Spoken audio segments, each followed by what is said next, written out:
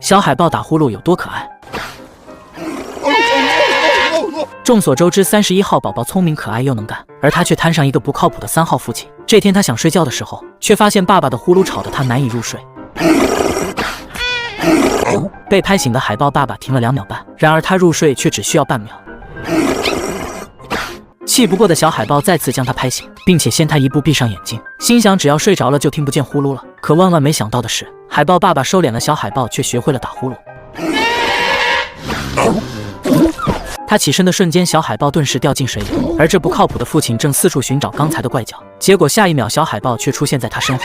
不过他也知道父亲是什么德行，没有责怪，而是躺下继续睡觉。而海豹爸爸还在寻找怪叫是什么发出来的，搜寻无果后，只能无奈躺下。谁料下一秒，声音就从耳边传来。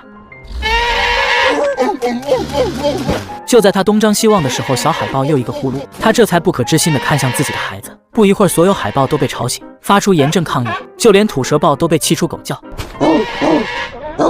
眼看孩子已经引发众怒，海豹爸爸只能背着他远离族群。看到这的观众一定都被他的父爱所感动，然而他接下来的操作却让人大跌眼镜。看着自己可爱乖巧又懂事的孩子，听着他那鲨驴般的呼噜声，海豹爸爸眼中也闪过一丝不舍。为了让为父睡个好觉，只能委屈你了，宝宝。老六拍了拍孩子的肚皮，终于下定决心去把孩子，为父要休息了。等小家伙飘远后，这个老六原地躺下就开始睡觉。谁料一阵妖风竟把伏兵吹了回来。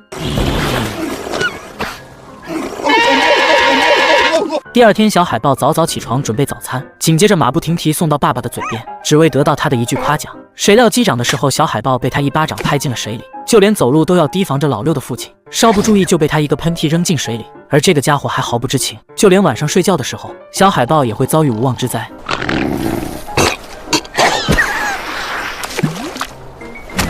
真不知道这家伙上辈子做了什么好事，才能有这么个乖巧可爱又懂事的豹宝宝。与此同时，海豹爸爸突然惊醒，这才发现自己的孩子不见了。等他转身，却发现宝宝正在不远处满脸复杂的看着他，却始终不敢靠近他半步。